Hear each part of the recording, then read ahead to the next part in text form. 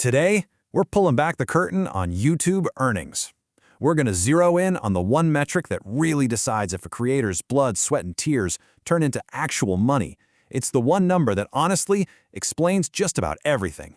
So have you ever wondered this? How can two different YouTubers both get 1 million views, but one of them walks away with $1,000 while the other cashes a check for $30,000? That is a massive difference. And I'll tell you right now, it is not luck. It's all about understanding the system that drives YouTube's money machine. The answer to that huge payday gap, it all comes down to 3 little letters, CPM. This is the metric that advertisers live and die by, and it's the key for any creator who seriously wants to turn their channel into a sustainable business. Okay, so what is CPM?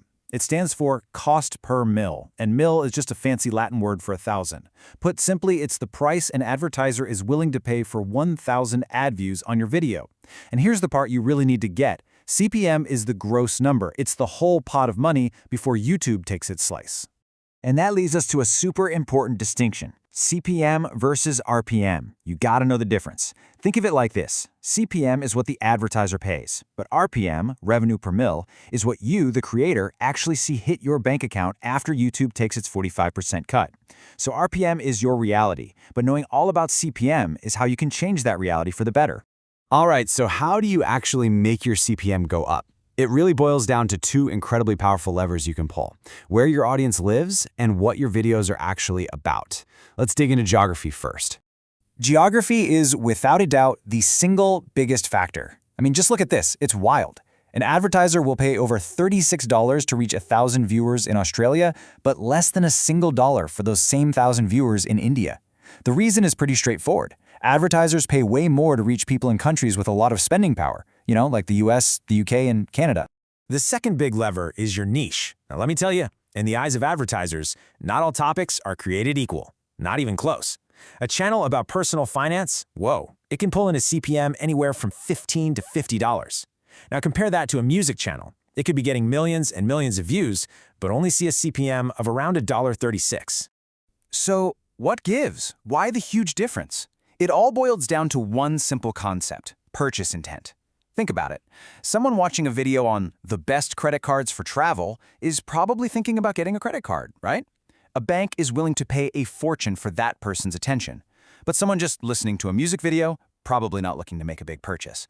So the bottom line is this: high-value audiences bring in high-value CPMs. Now let's really see how this all clicks together by looking at the highest-paying niche on the entire platform: finance. This is where the earning potential just gets kinda crazy. Yep, you're seeing that right. A $50 CPM. For creators making videos about things like credit cards, investing, or taxes, this is the top of the mountain. They are building audiences that financial companies are desperate to get in front of, and those companies will pay top dollar for the privilege. And it's not just about what you post, it's also about when. There's a totally predictable seasonal trend every year.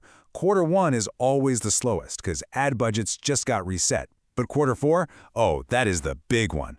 Advertisers are scrambling to spend the rest of their yearly budgets, and CPMs can just explode, sometimes spiking 40 to 60% higher than they were at the start of the year. And if you want to see what's actually possible, just look at someone like Graham Stephan. He combines a massive audience with that super high CPM finance niche, and the result? He reportedly earns over $163,000 a month just from YouTube ads. That is what happens when you perfectly match your content with what advertisers are hungry for.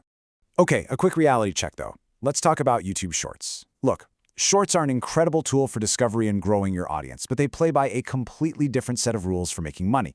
We're talking cents, not the tens of dollars we see for long-form videos. So use Shorts to bring people in, but focus on longer videos to really earn.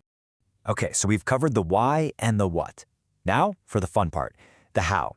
This is your actual game plan for actively driving up your own CPM. And it's all about making smart, strategic decisions. So here it is, your 5-step plan. Number 1, focus your content to attract audiences from those high-paying Tier 1 countries.